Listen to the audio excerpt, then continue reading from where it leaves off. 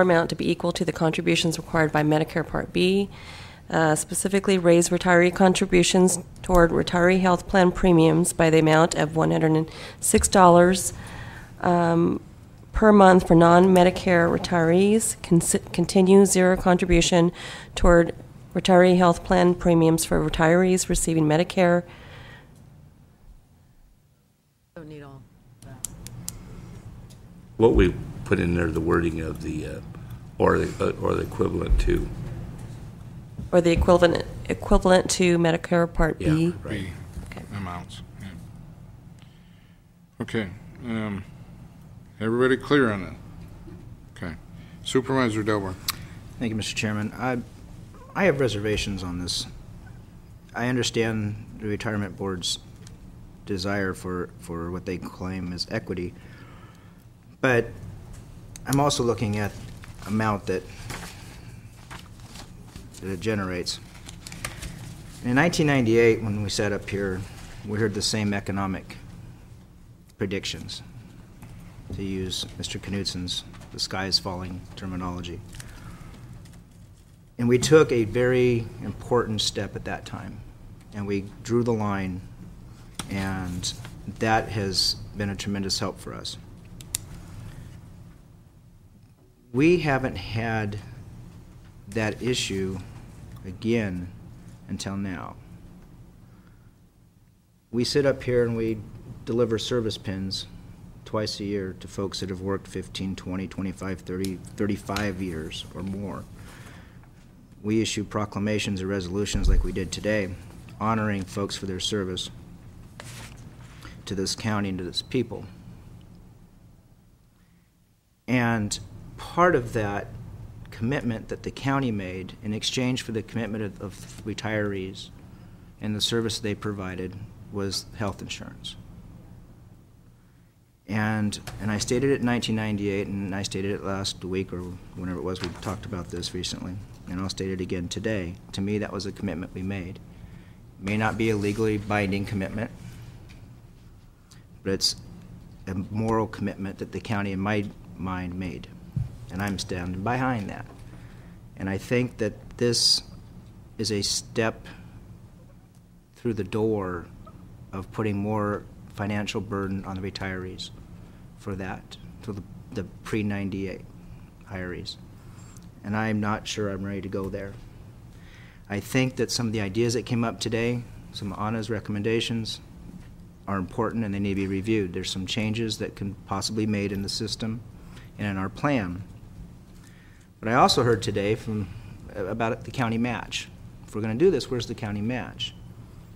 Well, we're not going to find it in this budget without some drastic changes. And some of these folks that are living on $300 a year, or a month, I'm sorry, and Tim, they're there. Those folks are going to have a heck of a time finding another $106 or whatever that may be. I can't see it happen. I have more faith in what can happen here in the markets. We can take a look and see what's going to happen here as we go through the next year. But at this point in time, I'm not willing to go against that commitment that, in my mind, the county made to those who have served it so well. So I will not be supporting the motion. Thank you.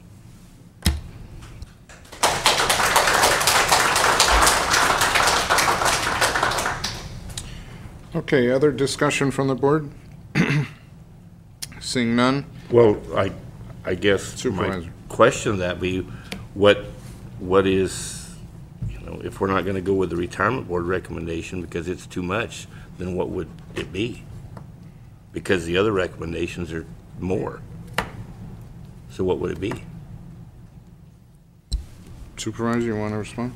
I'd be happy to. We made a commitment, and I'm willing to stick by that. If there's no earnings in 3 years from now to cover that, then we will have to find that and make that cover. I'm not that pessimistic. I think that we'll be okay there. But that's a commitment that this county made to that very finite group of people. It's not growing. If anything, it'll shrink. But it's a finite group. So I'm willing to do that. That's a commitment that was made. And you and I both, Supervisor Pinches, recognized that in 1998. And we said honor it, but we can't go forward, and that's why we made that. Well, our decision, what we done in 1998 was basically, if, for lack of a better word, to stop the bleeding is what Right. we did, and that's why we capped it. But I don't think we really made a commitment to the employees before that, you know, we just said the benefits are not going to continue at the level they were if you're hired after September of 98. But we never really told the pre-1998 employees, you know, that they're going to have free health coverage forever. I mean, we didn't have the ability to do that, you know. Well, to me, I made that commitment, and at this point in time, I'm standing by it. Well, I mean, I don't think that anybody has the ability to tell the way healthcare costs, to tell somebody, anybody, any group of people, that we're going to be able to provide you with free healthcare benefits forever.